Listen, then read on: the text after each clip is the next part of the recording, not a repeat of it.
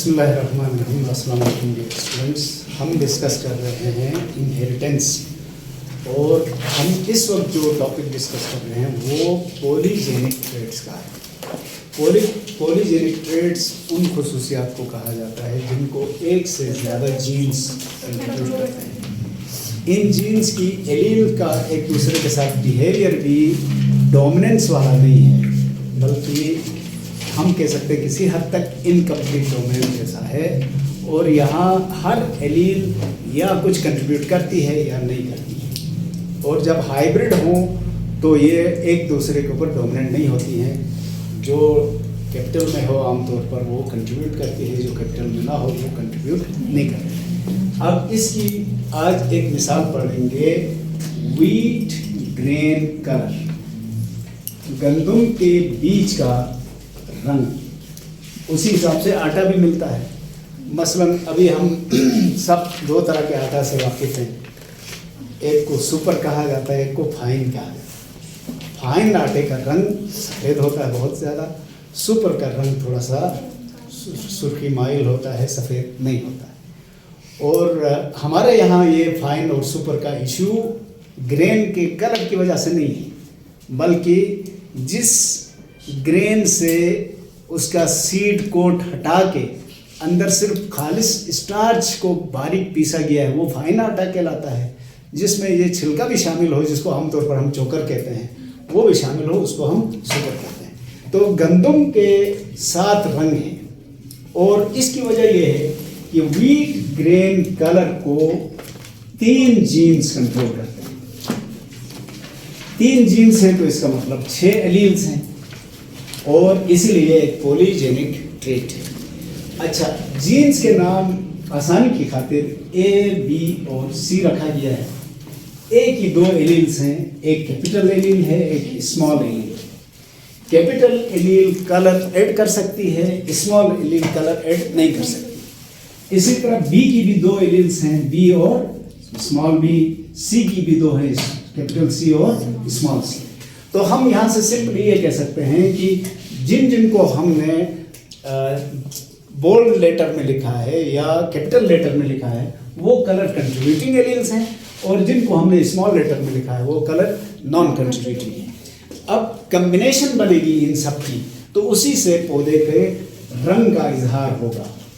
और अब कम्बिनेशन 6 तरह की होगी, 6 या 7। सबसे पहले एक कम्बिनेशन है capital A, capital B, capital B, capital C, capital C. 6 की 6 एलील्स अगर डोमिनेंट हो जाए तो इसका कलर कैसा होगा? Dark red. इस गंदम के बीज का जाहिरी कलर डार्क रेड होगा। अच्छा, इनकी तादाद बहुत ज़्यादा नहीं होगी। इसकी ये पॉसिबिलिटी या प्रोबेबिलिटी है, इस तरह की कम्बिनेशन के चांसेस कम है। अच्छा, इससे थोड़ा सा ज़्यादा एक और कॉम्बिनेशन बन सकती है, capital A, capital B, capital C, small c. एक एलील कम हो गई तो ये क्या होगा? ये हो जाएगा मॉडरेटली डार्क रेड हो जाएगा। यानी रेडनेस इस एक एलील की वजह से इसके मुकाबले में कम होगी। इनकी तादाद इनसे थोड़ी सी ज्यादा हो जाए। अगली कॉम्बिनेशन है इस तरह से कि capital A, capital B, small B, capital C, small c. ये हम अपनी आसानी के लिए कह रहे हैं, वरना कोई सी भी 2 एलील स्मॉल हो जाए, मसलन यही दोनों स्मॉल हो जाए, तब भी इफेक्ट सेम पड़ेगा। तो ये क्या होगा? रेड हो जाएगा, रेड हो जाएगा। और अब तीसरी कैफियत क्या है? यहाँ पर capital A, small a, capital B, small B, capital C, small c. ये क्या होगा? लाइट रेड हो जाएगा। यानी रेडनेस अब कम होना शुरू होगी, क्योंकि आधी एलील्स कलर कंट्रीब्यूटिंग है, आधी एलील्स नॉन कंट्रीब्यूटिंग है। लिहाजा ये मुकम्मल इन 3 के कैटेगरी से डिफरेंट हो जाएगा, हल्का हो जाएगा, लाइट रेड। अच्छा, अब एक और कैफियत आ गई। वहां पर क्या हुआ है? Capital A, small a, capital B, small b, small c, small c. अब हमारे पास 6 में से 4 एलील्स नॉन कंट्रीब्यूटिंग हैं, 2 एलील्स कलर कंट्रीब्यूटिंग हैं, तो इसलिए ये क्या होगा, पिंक हो जाएगा। और इससे आगे क्या होगा, capital A, small b, small b, small c, small c, ये क्या होगा, लाइट पिंक हो जाएगा, लाइट पिंक। और आखिरी क्या होगा, 6 की 6 एलील्स कलर नॉन कंट्रीब्यूटिंग है, small a, small a, small b, small b, small c, ये हो जाएगा व्हाइट। तो ये गंदम बिल्कुल सफेद रंग की हो जाएगी, क्योंकि एक भी एलील कलर कंट्रीब्यूटिंग नहीं है। तो यहाँ ये जो ग्राफ बना है, ये ग्राफ बेल शेप का है, और बेल शेप का ग्राफ इसलिए बना है, प्रोबेबिलिटी या इम्कानात के लिहाज से 50-50 के चांसेस सबसे ज़्यादा, खालिस कैपिटल वाले भी सबसे कम, खालिस स्मॉल वाले भी, इनके कम्बिनेशन के चांस सबसे कम है, और सबसे ज़्यादा चांस इनके इसलिए इसको ऐसे दिखाया जाता है। तो इस मिसाल से हमें थोड़ा सा समझ में आ गया कि यहाँ जो कलर कंट्रीब्यूशन है वो एडिटिव फैशन में है। एडिटिव का मतलब यहाँ 6 की 6 एलील्स कंट्रीब्यूटिंग थी तो इसका कलर डार्क हो गया, यहाँ सिर्फ एक कंट्रीब्यूटिंग थी तो मामूली सा कलर आ गया, 2 हुए तो कलर तेज हो गया, 3 हुए तो और तेज हो गया, 4 हुए तो और तेज हो गया, 5 हुए तो बहुत तेज हो गया, और जब 6 की 6 एलील कलर कंट्रीब्यूटिंग हुई तो ये कलर तेज तरीन हो गया। तो ऐसी ट्रेड्स को क्या कहा जाता है, पॉलीजेनिक ट्रेड्स भी कहते हैं, कंटिन्यूअसली वेरिंग ट्रेड्स भी कहा जाता है। इनको क्या कहते हैं, कंटिन्यूअसली वेरिंग ट्रेड्स, लगातार वेरी कर रही है, वेरी कर रही है कि नहीं, एक एक के फर्क के हिसाब से वेरिएशन हमें नजर आती है। और इनको एक और नाम भी दिया जाता है, क्वांटिटेटिव ट्रेड्स भी कहते हैं। क्वांटिटेटिव क्यों कहा, एलील की जो जो क्वांटिटी बढ़ती है, तादाद बढ़ती है, उसी हिसाब से कलर में फर्क आता है। तो 3 नाम दिए, क्या नाम दिया, सबसे पहले पॉलीजेनिक ट्रेड्स, दूसरा कंटिन्यूअसली वेरिंग ट्रेड्स, तीसरा क्वांटिटेटिव ट्रेड्स। ठीक हो गया, ये नाम नहीं भूलना है अपनी बात। इसको मजीद समझने के लिए एक और मिसाल देते हैं, वो मिसाल है ह्यूमन स्किन कलर। सबसे पहले ह्यूमन स्किन का कलर होता है, वो क्यों होता है ये जरा समझ लें। हमारी स्किन में कई तरह के सेल्स हैं, जिनको सबको मिलाकर एपिथेलियम या स्क्वामस एपिथेलियम कहा जाता है, लेकिन उसमें एक खास टाइप के सेल्स हैं जिनको मेलेनोसाइट्स कहा जाता है। मेलेनोसाइट्स, तवज्जो करना पड़ेगा, मेलेनोसाइट वो सेल हैं जिनके अंदर एक खास जीन हो या जीन का एक ग्रुप हो, और इनको कोई स्टिमुलेट करे तो ये एक सब्सटेंस प्रोड्यूस करते हैं जिसको मेलेनिन कहते हैं। फिर मेलेनिन की कई अक़साम हैं, 5 तरह के मेलेनिन हैं, लेकिन इनमें से यू मेलेनिन आमतौर पर कलर को ज़्यादा वो करता है, तो हम इस तरफ नहीं जा रहे। इस मेलेनिन को प्रोड्यूस करने वाले, मेलेनिन एक प्रोटीन है, इसको प्रोड्यूस करने वाले जीन्स 3 हैं, यहां भी वही नाम रखे गए हैं, ए, बी और सी, और इनका कैपिटल लेटर मेलेनिन कंट्रीब्यूट करता है, स्मॉल लेटर कंट्रीब्यूट नहीं करता है। और अगर ये हेटेरोजीनस हो जाए, मतलब ए और स्मॉल ए, तब ये ए की सूरत में कलर प्रोड्यूस हो रहा था, इससे प्रोड्यूस नहीं हो रहा था, तो जब ये कॉम्बिनेशन होगी तो दरमियाना कलर आ जाएगा। तो अब स्किन पर फर्ज करें, एक बच्चा, अमूमन जब बच्चे पैदा होते हैं तो स्किन बहुत वाइट होती है, धूप में निकलते हैं, धूप पड़ते ही मेलेनोसाइट्स एक्टिव होना शुरू हो जाते हैं। अगर ये किसी शख्स में मेलेनोसाइट प्रोड्यूसिंग जीन्स की एलील जिस कैफियत में होंगी उसी हिसाब से मेलेनिन प्रोड्यूस होगा, कभी किसी में कम किसी में ज़्यादा, तो मुख्तलिफ शेड्स बनेंगे। इसी बात को मैं यूं भी बताता हूँ। पूरी दुनिया के इंसान या काले या गोरे नहीं है, इंटरमीडिएट शेड्स भी। मसलन एक्सट्रीम गोरे कौन से, एक्सट्रीम काले कौन से हैं? अफ्रीका वाले, मसलन युगांडा बिल्कुल काले। और इसके बरक्स जो एक्सट्रीम गोरे हैं वो कौन से हैं? वो हैं जिनको आप कहते हैं, एक नाम देते हैं अच्छा खासा, एल्बिनोस। एल्बिनोस आपने सुना होगा? नहीं, कुछ लोग देखे होंगे, इक्का दुक्का नजर आते हैं बिल्कुल गोरे, बल्कि उनकी ये आईब्रो भी सफेद हो, देखा होगा ना, और उनकी नजर भी थोड़ी सी कमजोर रहती है, बिल्कुल प्योर व्हाइट है। तो अब ये कैसे बना है ये आपको बताता हूं। यहाँ तरतीब वही है। मसलन सबसे पहले आप देखें इधर से, small a small a small b small b small c, तो इसमें धूप पड़े या कुछ भी हो मेलानिन प्रोड्यूस होगा ही, क्योंकि ये सारी नॉन कंट्रीब्यूटिंग है। तो ये बिल्कुल वाइट, या आप इसको कह सकते हो अल्बिनो। इसके बरक्स इनसे थोड़ी सी ज्यादा तादाद में वो लोग होंगे, capital A small b small c. तो ये भी हम नाम दे सकते हैं वही लाइट पिंक, मामूली सा पिंकिश कलर आना शुरू हो जाएगा। इससे ज्यादा होंगे ये लोग, capital A capital B small c, ये हो जाएंगे पिंकिश टाइप के। और रैंडम अगर फर्टिलाइजेशन की गुंजाइश हो तो capital A capital B capital C small c, ये लोग दुनिया में सबसे ज्यादा होंगे। न बहुत काले हैं न बहुत गोरे हैं जैसे हम इस कैटेगरी में आते हैं। अच्छा, इसके बाद क्या होगा? डार्कनेस बढ़ती गई, capital A capital B capital C small c, ये लोग होंगे ज्यादा काले, डार्कर की तरफ चले जाएंगे। और इसी तरह और आगे बढ़े तो capital A capital B capital C small c, ये ब्लैक होंगे।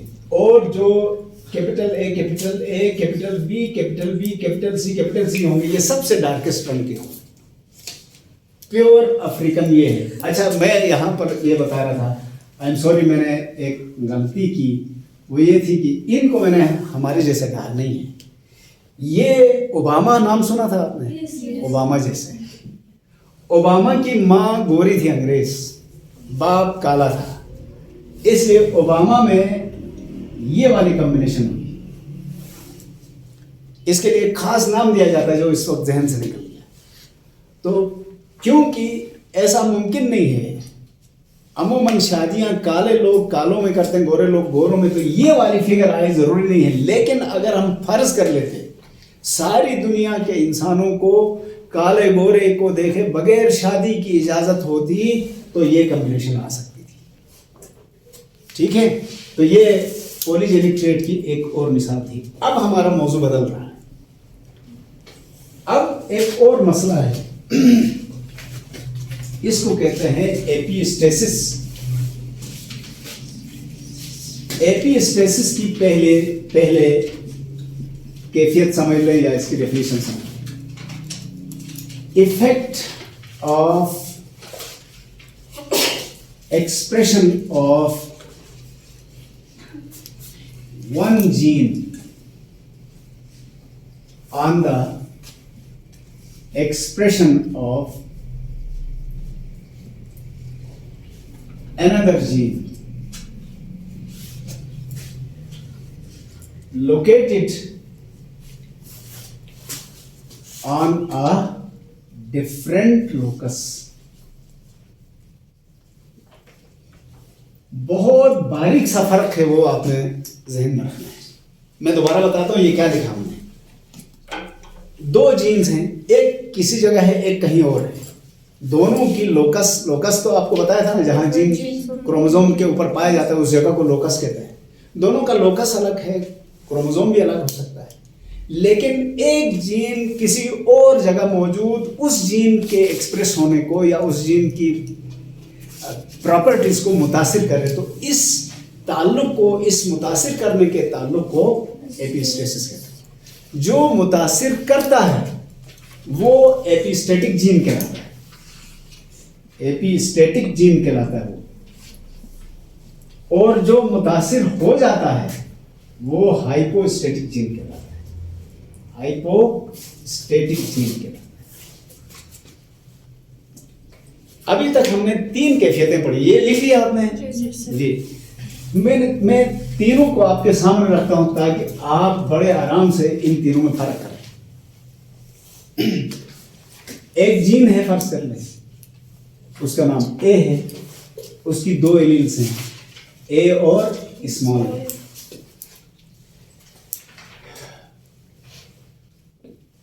एक ग्रुप ऑफ जीन्स हैं, ए बी सी, और इनकी ए बी बी और सी सी ये कैफियतें हैं combine.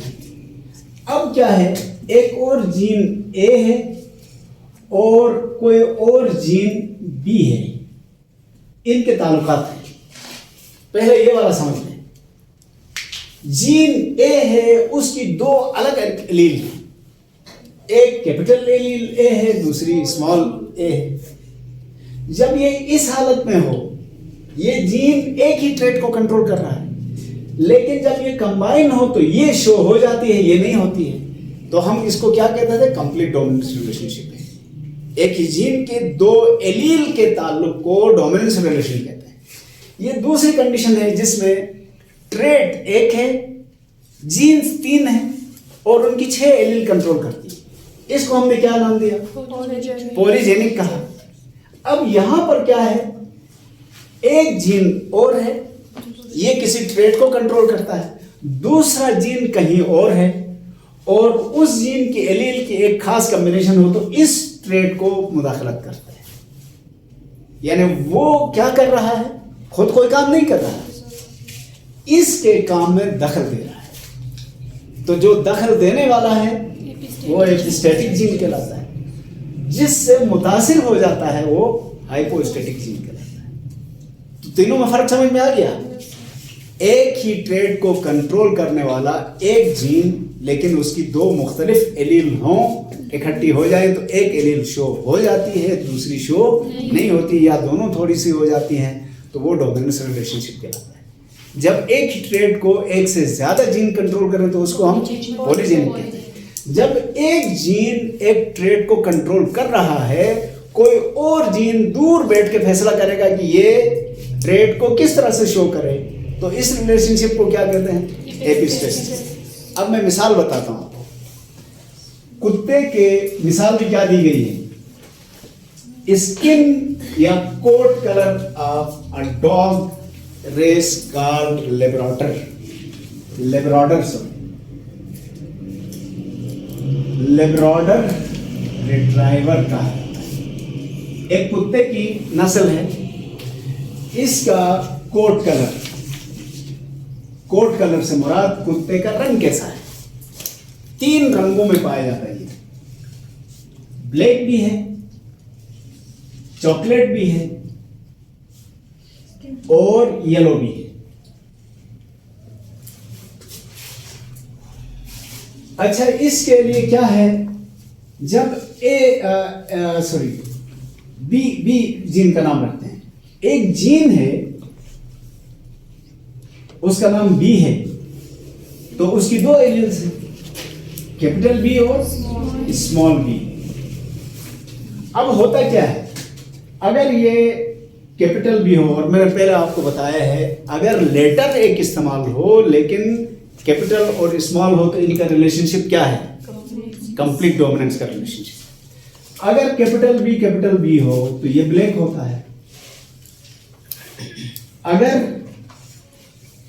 Capital B small B हो तब भी ये ब्लैक होता है, अगर ये स्मॉल बी हो तो चॉकलेट होता है, चॉकलेट।